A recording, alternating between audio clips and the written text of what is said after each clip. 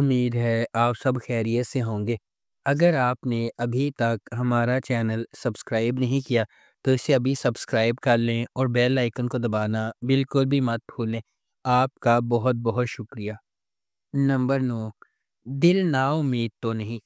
اللہ رکھی ایک نوجوان لڑکی ہے جو اپنے خاندان کے ساتھ ایک گاؤں میں رہتی ہے، لیکن انتہائی غربت کی وجہ سے اس کے خاندان نے اس کی شادی ایک بہت بڑے آدمی سے کر دی، جو اسے طوائف کے طور پر ایک کوٹھے میں بیچ دیتا ہے جہاں اس کا نام سنبل رکھ دیا جاتا ہے۔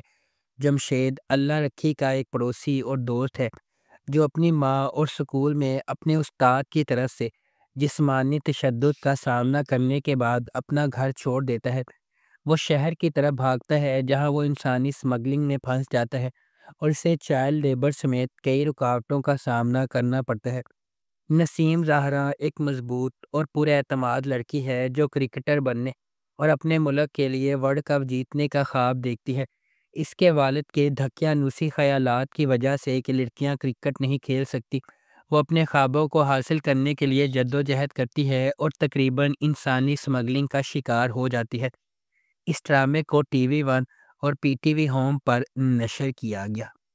نمبر 8، اڈاری۔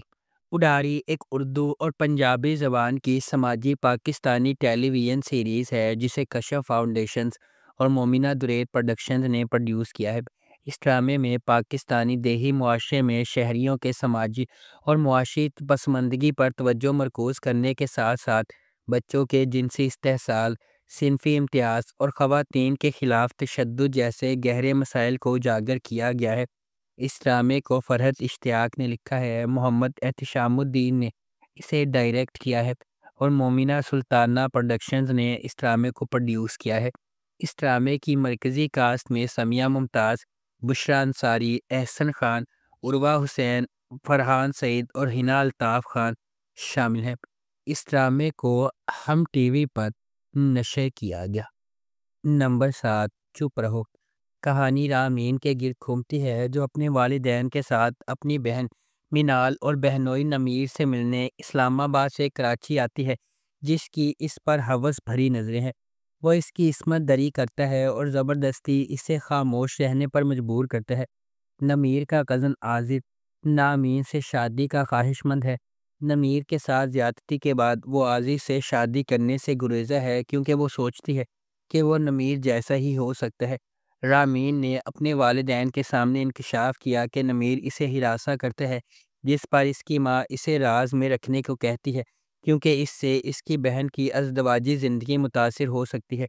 نمیر اپنے سسر پر حملہ کرتا ہے جیسے ہی اسے حقیقت معلوم ہوتی ہے۔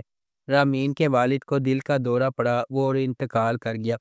اس ڈرامے کو سمیرہ فضل نے لکھا ہے، یاسر نواز نے اسے ڈائریکٹ کیا ہے۔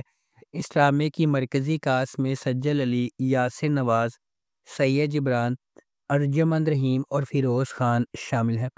اس ڈرامے کو ARY ڈیجیٹل پر نشر کیا گیا۔ نمبر 6، Bunty I love you. Dania ایک نوجوان لڑکی ہے جس کی شادی 17 سال کی عمر میں اس سے بڑے پٹیل سے ہوئی۔ پٹیل 12 سال بعد مر جاتا ہے لیکن اپنی جائیداد کا آدھا حصہ دانیہ کو چھوڑنے سے پہلے نہیں۔ وہ اس وقت تک ایک آزاد زندگی گزارنے کے خواب دیکھتی ہے جب تک کہ وہ موبائل فون چھیننے والے بنٹی کو نہیں مارتی جو اس سے بہت چھوٹا ہے۔ وہ اسے اسپتال لے جاتی ہے، اس کے علاج پر بہت پیسہ خرچ کرتی ہے اور اس سے محبت کرنے لگتی ہے۔ وہ اس سے محبت کرنے کے لیے بے چین ہے تاکہ وہ شادی کر سکے اور خوشی سے زندگی گزار سکے۔ دانیہ نے بنٹی کو اشارہ کیا کہ وہ اس سے پیار کرتی ہے لیکن اسے ابھی تک اس کا احساس نہیں ہوا اور وہ دوسری لڑکیوں کے ساتھ چھیڑ چھاڑ کرتا رہتا ہے۔ وہ اپنے سب سے اچھے دوست کی بہن مہوش کو پسند کرتا ہے۔ وہ دونوں اپنی شادی کی منصوبہ بندی کرنے لگتے ہیں۔ بنٹی دانیہ کو مہوش کے گھر لے گیا جہاں دانیہ کو پتہ چلا کہ مہوش کو بنٹی میں نہیں پیسے میں دلچسپی ہے۔ وہ مہوش سے بنٹی خریدتی ہے اور بنٹی کو ثبوت دیتی ہے۔ اس ڈرامے کو خلیل الرحمان قمر نے لکھا ہے اور سراج الحق نے اسے ڈائریکٹ کیا ہے۔ اس ڈرامے کو ہم ٹی وی پر نشر کیا گیا۔ نمبر 5، گناہ۔ گناہ ایک طاقتور زمیندار ملک حیات خان کے گرد گھومتا ہے جو خود کو ایک بے بس حالت میں پاتا ہے جب اس کی بیوی گل نور اپنے بیٹوں کے ٹیوشن ٹیچر احمد کے ساتھ بھاگ جاتی ہے۔ تسلی کی تلاش میں ملک کے سسرال نے تجویز پیش کی کہ وہ ان کی دوسری بیٹی گل مہر سے شادی کر لے، اور ہچکچاتے ہوئے ملک اپنے پیچھے چھوڑے گئے بچوں کی خاطر راضی ہو جاتا ہے۔ تاہم پیچیدگیاں اس وقت پیدا ہوتی ہیں جب ایک پرعزم ایس ایچ او صبیحہ جائے وقوع میں داخل ہوتی ہے۔ وہ اس کیس کی تفتیش شروع کرتی ہے اور ایسے شواہد سے پردہ اٹھاتی ہے جس سے پتہ چلتا ہے کہ گل نور کی گمشدگی محض آنکھوں سے ملنے والا ایک دھوکہ ہے۔ اس ڈرامے کو ایکسپریس انٹرٹینمنٹ پر نشر کی۔ نمبر 4، سرِ راہ۔ ڈرامہ سرِ راہ مجموعی طور پر تبدیلی کو اپنانے اور پاکستان کی خواتین کے لیے تمام وزن کم کر کے اونچی اڑان بھرنے کے خیال پر بحث کرتا ہے۔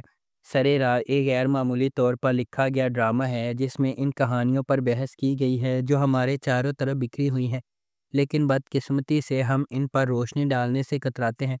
سرِ راہ ان خواتین کی کہانیاں شیئر کرے گا جو بچپن کی شادیوں کا شکار ہیں، ایسی لڑکیاں جو صرف اپنی جنس کی وجہ سے ہراسمنٹ کا شکار ہیں، وہ بیٹیاں جو اپنے باپ کی مدد کرنے سے قاصر ہیں کیونکہ ان کی عزت داؤ پر لگ جائے گی، اور خواجہ سرا انٹرسیکس کمیونٹی کے افراد جو اپنی شناخت کے لیے ذلیل ہو رہے ہیں۔ نچلے متوسط طبقے کے پس منظر سے تعلق رکھنے والی رانیہ، جس کا کردار صبا قمر نے ادا کیا ہے، وہ ہمیشہ ڈاکٹر بننا چاہتی تھی لیکن اس کے حالات نے اسے ٹیکسی چلانے پر مجبور کر دیا۔ اس ڈرامے کی دیگر کاسٹ میں سنیتا مارشل، صبور علی، منیب بٹ، حریم فاروق شامل ہیں۔ ہمارے آس پاس کی خواتین بہت سے مصائب، تنقید اور ناانصافی کا سامنا کر رہی ہیں۔ بحیثیت معاشرہ ہماری ذمہ داری ہے کہ ہم ان کی دیکھ بھال کریں اور انہیں اس کا مستحق مقام اور حقوق دیں۔ Number 3، case number 9۔ Case number 9 سحر کی ایک متاثر کن کہانی ہے۔ ایک باہمت اور پرجوش نوجوان عورت جو معاشرتی اصولوں کو چیلنج کرتی ہے اور دوسروں کے لیے مزاحمت کی روشنی بن جاتی ہے۔ سحر پراعتماد اور کارفرما کامران کی کمپنی میں شامل ہو جاتی ہے جو ایک دبنگ تاجر ہے جسے ہر کوئی اپنی انا پرست اور کنٹرول کرنے والی فطرت کی وجہ سے ڈرتا ہے۔ دوسروں کے برعکس سحر نے اپنی صلاحیتوں اور دیانتداری کو چمکاتے ہوئے مفاہمت کرنے سے انکار کر دیا۔ سحر کی مخالفت کامران کو پریشان کر دیتی ہے جو اسے سبق سکھانے کے لیے نکلتا ہے۔ اس کے بعد سحر کا چھٹکارا اور لچک کا سفر ہے جو اسے اپنے راستے میں ڈالے گئے چیلنجز کو نیویگیٹ کرواتا ہے۔ کیا کامران سحر کو سبق سکھانے میں کامیاب ہو جائے گا یا وہ اپنی سکیموں سے اوپر اٹھے گی؟ کیا سحر کو مشکلات پر قابو پانے کی طاقت اور مدد مل سکتی ہے یا کامران کی دولت اور اثر و رسوخ ناقابل تسخیر ثابت ہوگا؟ اس ڈرامے کو جیو انٹرٹینمنٹ پر نشر کیا گیا۔ نمبر 2، خئی۔ کہانی ایک انتقامی کہانی ہے جو خئی کی قدیم روایت کے پس منظر میں سامنے آتی ہے جہاں دشمن کے خاندان کے مرد ارکان کو ان کے نسب کے تسلسل کو روکنے کے لیے ختم کر دیا جاتا ہے۔ اس پرانے انتقام کے مرکز میں درویش خان، دوراب خان اور اس کا بیٹا چنار خان ہے۔ درویش خان اپنے والد کے دوراب خان کے ہاتھوں قتل سے پریشان ہے۔ ایک پرامن زندگی کی تلاش میں درویش کا مقصد نسل در نسل دشمنی کو ختم کرنے کے لیے جنگ بندی کرنا ہے۔ تاہم شکوک پیدا ہوتے ہیں اور دوراب خان اور اس کا بیٹا چنار خان امن کے لیے درویش کے ارادوں پر شک کرتے ہیں۔ درویش کی حقیقی کوششوں کے باوجود امن کا پیغام دینے والے ایک مہربان انسان درویش کے گھر پر ایک جشن کے دوران واقعات کا ایک المناک موڑ سامنے آتا ہے جس سے زمدہ اور اس کے خاندان کے لیے بے پناہ تکلیف ہوتی ہے۔ اس ڈرامے کو جیو انٹرٹینمنٹ پر نشر کیا۔ نمبر 1، جیسے آپ کی مرضی۔ جیسے آپ کی مرضی ایک ناقابل یقین کہانی ہے جس میں یہ دکھایا گیا ہے کہ جب کوئی شخص فیصلہ کن معاشرے کے دباؤ میں آ جاتا ہے تو اپنے رویے کو کیسے بدل سکتا ہے۔ میکا ذوالفقار بحیثیت شیری ایک کرشماتی اور ذہین تاجر ہے جو اعلیٰ طبقے سے تعلق رکھتا ہے لیکن آسانی سے دوسرے لوگوں کی رائے سے متاثر ہو جاتا ہے۔ دریفشا سلیم بطور علیزہ ایک پیاری اور سیدھی سادی متوسط طبقے کی لڑکی ہے جو اپنی پریشان کن شادی سے گزرنے کی کوشش کرتی ہے۔ نتاشا کے طور پر کرن ملک شیری کی بہن ہے۔ علی سفینہ بحیثیت میرب نتاشا کا شوہر ہے۔ شیری اور علیزہ ایک بظاہر کامل جوڑا جو حسد اور نرگسیت کے آنے پر ٹوٹنا شروع ہو جاتا ہے۔ کیا آخر میں شیری اپنی حیثیت کو اپنے رشتے سے زیادہ اہمیت دے گا؟ اس ڈرامے کو صبا حمید نے ڈائریکٹ کیا ہے۔ نالا جعفری نے اس ڈرامے کو لکھا ہے۔ اس ڈرامے کی مرکزی کاسٹ میں دریفشا سلیم، میکا ذوالفقار، علی سفینہ، کرن ملک، جاوید شیخ اور علی طاہر شامل ہیں۔